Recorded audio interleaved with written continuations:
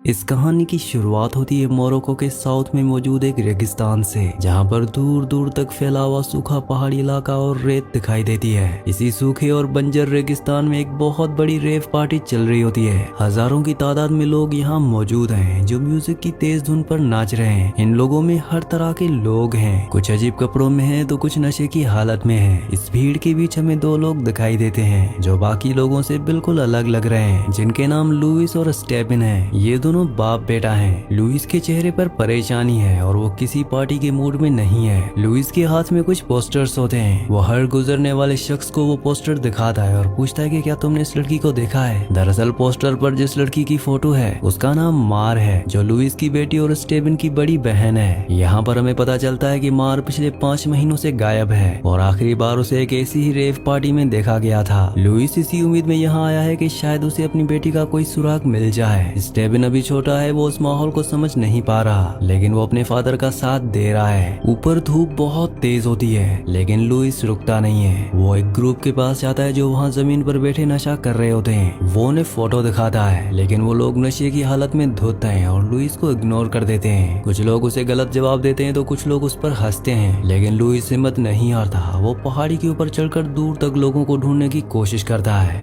अब इसके बाद शाम होने लगती है। लुइस और स्टेबिन थक कर एक जगह खड़े होते हैं। तभी उनकी मुलाकात एक रेवर्स के ग्रुप से होती है। इस ग्रुप में कुछ लड़के और लड़कियां हैं। ये लोग दिखने में थोड़े अलग लग रहे होते हैं। लुइस उन्हें मार की फोटो दिखाता है। इनमें से एक लड़की फोटो को ध्यान से देखती है। वो लुइस को बताते हैं कि उसने शायद इस लड़की को देखा है, लेकिन यहाँ नहीं। वो बताते हैं कि डेजर्ट के और भी अंदर मोरिटेनिया के बॉर्डर के पास एक और सीक्रेट रेव होने वाली है। ये एक बहुत बड़ी और आखिरी पार्टी होगी। वो कहते हैं कि हो सकता है कि मैं वहाँ गई हो क्योंकि वो पार्टी बहुत मशहूर है। ये सुनकर लुइस के मन में एक उम्मीद जागती है। तभी वहाँ पर कुछ हलचल शुरू होती है। पुलिस और मिलिट्री की गाड़ियाँ वहाँ आना शुरू हो जाती हैं। अनाउंसमेंट होती है कि ये पार्टी इलीगल है और सबको जल्द से जल्द यहाँ से निकलना होगा। साथ ही रेडियो पर खबर आती है कि कंट्री में हालात खराब हो रहे हैं। इस कंट्री में सिविल वॉर शुरू हो चुकी है और अब हालात बद से बदतर होते जा रहे हैं। मिलिशिया लोगों को वहाँ से निकालने के लिए जबरदस्ती करती है, लेकिन वो रेवर्स का ग्रुप पुलिस की बात नहीं मानते। वो फैसला करते हैं कि वो वापस शहर नहीं जाएंगे बल्कि आगे रेगिस्तान की तरफ जाएंगे उस सीक्रेट पार्टी के लिए। वो अपनी 2 बड़ी वैन्स में बैठते हैं और निकलने की तैयारी करते हैं। लुइस भी जल्दी से फैसला लेता है। वो सोचता है कि अगर मैर उस अगली पार्टी में है तो उसे भी वहाँ जाना होगा। लुइस अपनी पुरानी सी कॉम्पैक्ट वैन में स्टेबिन और उनके कुत्ते को बिठाता है। रेवर्स लुइस को समझाते हैं कि आगे का रास्ता खतरनाक है और वॉर जोन बन सकता है। वो कहते हैं कि तुम वापस चले जाओ, ये बच्चे के लिए सही जगह नहीं है, लेकिन लुइस नहीं मानता। वो कहता है कि मैं अपनी बेटी के बिना नहीं जाऊंगा। आखिरकार वो ग्रुप मान जाता है और लुइस उनके पीछे अपनी गाड़ी लगा लेता है। वीडियो में आगे बढ़ने से पहले आप सबसे रिक्वेस्ट है कि आप में से बहुत सारे व्यूवर्स वीडियो तो देखते हैं लेकिन चैनल को सब्सक्राइब नहीं करते और ना ही वीडियो को लाइक करते हैं, तो आप सबसे रिक्वेस्ट है कि वीडियो को लाइक और चैनल को सब्सक्राइब लाजमी से कर दिया करें। अब इसके बाद ये तीनों गाड़ियां डेजर्ट के सुनसान रास्ते पर चल पड़ती हैं। यहाँ पर चारों तरफ सिर्फ सूखा और बंजर इलाका है। अब इसके बाद हमें गाड़ी के अंदर का मंजर दिखाया जाता है, जहाँ पर स्टेबिन पीछे की सीट पर अपने कुत्ते के साथ बैठा है। रेडियो पर लगातार वॉर की खबरें आ रही होती हैं। खबर मिलती है कि बॉर्डर पर हमले शुरू हो गए हैं और हालात बहुत नाजुक हैं, लेकिन ये लोग दुनिया से कट चुके हैं। इनका मकसद सिर्फ उस पार्टी तक पहुंचना है। रास्ते में ये लोग एक जगह पर रुकते हैं। रेवर्स का ग्रुप अपनी गाड़ियों से उतरता है। वो आपस में बातें करते और नशा करते हैं। लुइस उनसे थोड़ा दूर रहता है लेकिन उनके साथ खाना और फ्यूल शेयर करता है। यहाँ पर हमें टोमिन नाम का एक आदमी दिखाया जाता है। टोनिन का पैर कटा हुआ है। वो अपने कटे हुए पैर को यूज करके पपेट शो जैसा कुछ करता है और साथ ही गाना गाता है। स्टेबिन ये देखकर थोड़ा हैरान होता है। ये लोग अजीब है लेकिन बुरे नहीं। अब इनमें से एक लड़की जिसका नाम जेड है, वो लुइस से बात करती है और उसे थोड़ा कंफर्ट देने की कोशिश करती है। वो कहती है कि हम सब किसी न किसी चीज की तलाश में हैं, लेकिन हकीकत में जिंदगी इसी का ही तो नाम है।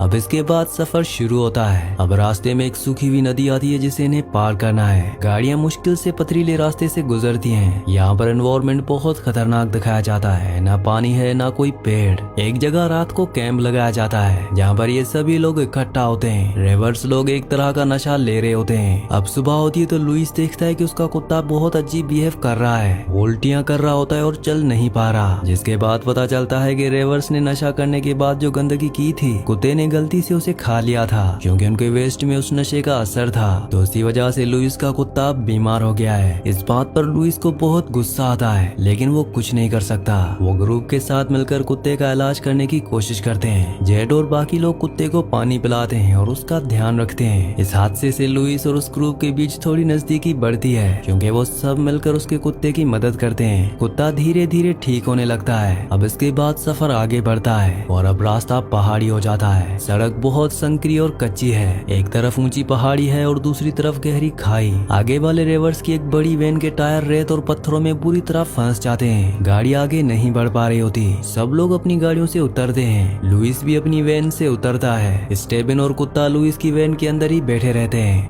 अब लुइस और बाकी सब मिलकर उस फंसी हुई वैन को धक्का देने लगते हैं। ये सब काफी जोर लगाते हैं और बहुत कोशिश करने के बाद वो वैन गड्ढे से निकल जाती है, जिसे सब लोग बहुत खुश होते हैं और सेलिब्रेट करने लगते हैं। लुइस भी राहत की सांस लेता है, लेकिन तभी लुइस की नजर पीछे जाती है। उसकी अपनी वैन जिसमें स्टेबिन और पीपा बैठे हैं वो धीरे धीरे पीछे की तरफ लुढ़कने लगती है। ये देखकर लुइस घबरा जाता है। वो गाड़ी के पीछे भागता है। स्टेबिन अंदर से दरवाजा खोलने की कोशिश करता है, लेकिन गाड़ी लॉक हो चुकी होती है। गाड़ी तेजी से पीछे जाती है और सीधा पहाड़ी के किनारे से नीचे गिर जाती है। लुइस किनारे तक भागकर आता है, लेकिन तब तक बहुत देर हो चुकी होती है। गाड़ी हजारों फीट नीचे खाई में गिरकर चकनाचूर हो जाती है। एक बड़ा धमाका होता है और गाड़ी में आग नहीं लगती, लेकिन वो पूरी तरह क्रश्ड हो जाती है। यहाँ पर पूरी तरह से सन्नाटा छा जाता है। लुइस वहीं जमीन पर गिर जाता है। लुइस पूरी तरह से टूट जाता है। वो चीखता है, रोता है, लेकिन नीचे से कोई आवाज नहीं आती। स्टेबिन और उसके कुत्ते दोनों की मौके पर ही मौत हो गई। बाकी रेवर्स भी पूरी तरह से शॉक हो जाते हैं। जिस बेटे के साथ वो अपनी बेटी को ढूंढने निकला था,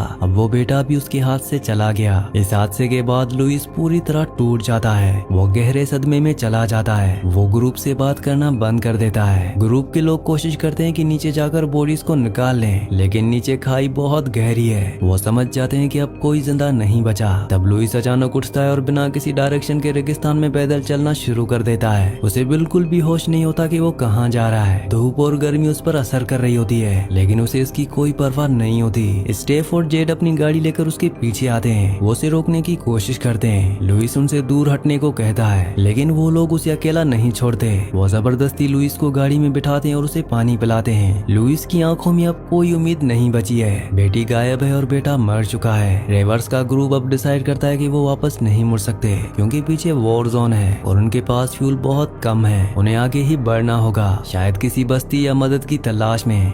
रास्ते में एक चरवाहा दिखता है जो अपने ऊंटों के साथ जा रहा होता है। ये लोग मदद के लिए उसके पास गाड़ी रोकते हैं, लेकिन जैसे वो चरवाहा इन लोगों को और इनकी हालत को देखता है, वो बिना कुछ बोले वहाँ से भाग जाता है। अब ये लोग रेगिस्तान में बिल्कुल अकेले रह गए हैं। धीरे धीरे रात हो जाती है और ये सब एक जगह रुकते हैं। माहौल बहुत भारी और दुखी होता है। जेड जो इस ग्रुप की मेन लड़की है, वो देखती है कि सब लोग खासकर लुइस गहरे सदमे में है। वो सोचती है कि इस दुख से डील करने का उनका अपना तरीका है, यानी म्यूजिक। जेड अपनी गाड़ी से बड़े लाउड स्पीकर्स निकालती है। वो जनरेटर स्टार्ट करती है और डेजर्ट के बीच तेज टेक्नो म्यूजिक बजाना शुरू कर देती है। वो बाकी सबको कहती है कि उन्हें एक नशा लेना चाहिए ताकि वो इस दर्द को भुला सकें। शुरू में सब चुप रहते हैं, लेकिन फिर एक एक करके सब उसकी बात मानते हैं। यहाँ तक कि लुइस जो अब तक सबसे अलग था, वो भी इस अजीब सिचुएशन में शामिल हो जाता है। म्यूजिक की आवाज पूरे रेगिस्तान में गूंज रही होती है। ये सीन बहुत ही अजीब होता है। एक तरफ मौत का दुख है और दूसरी तरफ तेज म्यूजिक। जेड, टोनिन और बाकी लोगों को न जाना शुरू करते हैं। वो आंखें बंद करके झूमते हुए रेगिस्तान में इधर उधर भटकने लगते हैं। ऐसा लगता है जैसे वो किसी और दुनिया में पहुंच गए हों। लुइस बस उन्हें देखता रहता है। उसका दिमाग अभी भी उस खाई में गिरे हुए अपने बेटे के पास है। जेड नाचते नाचते कैंप से थोड़ा दूर निकल जाती है। वो नशे में पूरी तरह मदहोश होती है, जिसके बाद हमें दिखाया जाता है कि जिस इलाके में ये लोग हैं वो एक पुराना माइन फील्ड है। वॉर की वजह से यहाँ जमीन के नीचे लैंड माइन्स बिछी हुई हैं, जिसका इन लोगों को पता नहीं है। और जेड नाचते नाचते अनजाने में एक लैंड माइन के ऊपर पैर रख देती है। म्यूजिक के शोर में किसी को कुछ सुनाई नहीं देता। तब अचानक एक जोरदार धमाका होता है, जिसे जेड की बॉडी के चिथड़े उड़ जाते हैं। धमाके की आवाज सुनकर बाकी सबका नशा टूट जाता है और वो उस तरफ देखते हैं। टोनिन जो जेड के करीब था और उसका दोस्त था, वो ये देखकर पागल हो जाता है। वो चीखता हुआ जेड की तरफ भागता है। बाकी लोग उसे रोकने की कोशिश करते हैं। वो कहते हैं कि वहाँ माइंस हैं।